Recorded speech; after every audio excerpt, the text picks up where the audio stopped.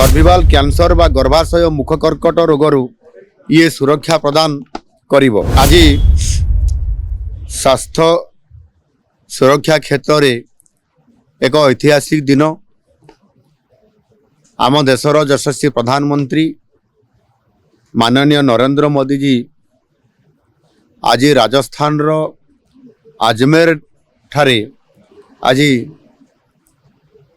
देशर human पापिलोमा virus संक्रमण टीकाकरण निमंते टीकाकरण प्रक्रिया आज शुभारंभ करिसंती। एही ह्यूमन पापिलोमा भाइरस बा HPV निराकरण टीका आम देशर जो किशोरी बालिका मानकर स्वास्थ्य और भविष्यत सुरक्षा दिगरे ये निश्चित भाव में आगामी दिन पाई गोटे वरिष्ठ पदक्षेप माननीय प्रधानमंत्री जी नहीं छंती। कारण यही टीका सेमाननको सर्वाइवल कैंसर बा गर्भाशय मुख कर्कट रोगरू ये सुरक्षा प्रदान करिवो।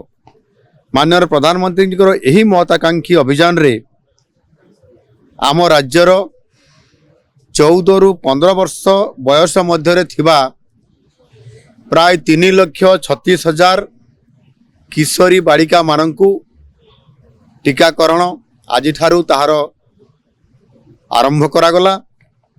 यही प्रक्रिया को आसंता 3 मास मध्यरे याकू पर्याप्त परिमाण रे समानक टीकाकरण करा जायकरी संपूर्ण करा जिवो। एवं यह आमर जो गोष्ठी स्वास्थ्य केन्द्र अच्छी CSC एवं उपखंड चिकित्सालय एवं जिला सदर महकुमार जो हॉस्पिटल गुड़िक अच्छी यही मानक आगामी 3 मास मध्य यह पर्याप्त परिमाण समान को चिन्हट करी प्रदान करा जिवो। एवं सही भली भाव में द्वितीय मासरे एटा प्रथम मासरे दिया जिवो। द्वितीय मासरे प्राथमिक स्वास्थ्य केन्द्र मानकरे अर्थात आउ टिके तल को जाई जोटा आमर प्राथमिक स्वास्थ्य केन्द्र अच्छी सेठी समान को दिया जिवो। एवं सेतिपाई प्रजुक्ति विद्या प्रयोग जरिया रे यूविन पोर्टाल माध्यम रे यही टीकाकरण अभियान को आउरी किंबरी वाले सरल स्वच्छ एवं उत्तरदायी करबा पई ये पोर्टाल माध्यम रे स्वतंत्रता दिया जाइछि। टीकाकरण पई व्यापक सचेतनता कार्यक्रम सहित डाक्टरी टीम मध्य एथिरे नियुक्ति करा जाइछि। एणु यह करबा द्वारा स्वास्थ्य विज्ञानी मानकर तथ्य अनुसार सठिक समय टीकाकरण द्वारा ये जो रोग यह निश्चित भाव में यह निराकरण करा जाई परिबो। आ सेति पई आम देश निजर डाक्तरी वैज्ञानिक मानकर द्वारा जो वैक्सीन यह को आज बाहर करिसंती। निश्चित भाव में भारत वर्ष ये सुस्थ रहिबो आ आम ओडिशा मध्य से आधार रे ये सुस्थ रहिबा पई ये व्यापक कार्यक्रम हाथ को नहीं छंती।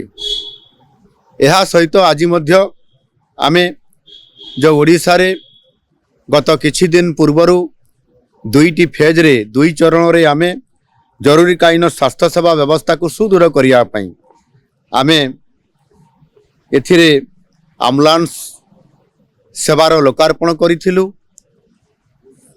एवं आज मध्य सेही भली भाव रे जो प्रथम एवं द्वितीय फेज रे समुदाय आमे सेथिरे 400टी 108 एम्बुलेंस र सेवा लोकार्पण करला परे जो रही जाइथिला हमर आउ 28टी एम्बुलेंस 108 एम्बुलेंस ताहा मध्य आज एठी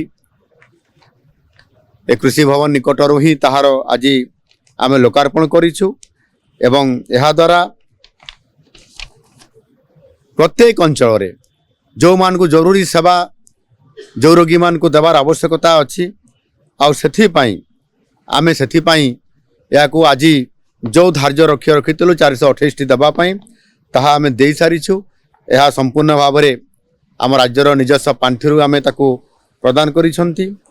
एवं ये एम्बुलेंस गुड़िक राज्यर विभिन्न स्थान में जरूरीकालीन सेवा निश्चित भाव में पहुँचेबा द्वारा जो जटिल बा क्रिटिकल रोगी जो माने अछंती जो मानकर एम्बुलेंस आवश्यकता अच्छी जो मान को तल हस्पिटाल रु ऊपर हस्पिटाल को जीवार कम समय भितर चिकित्सा देवार आवश्यकता अच्छी ताकू पूरण करने नुआ आम्बुलांस सेवा एवं से पर्याप्त आम्बुलांस सेवा आम जोगे देवा फल निश्चित भाव में ओडिशार रोगी मानू ये क्षेत्र में इमरजेंसी सेवा जोगे देवा क्षेत्र में बहुत बड़ा भूमिका निर्वाह करिवो।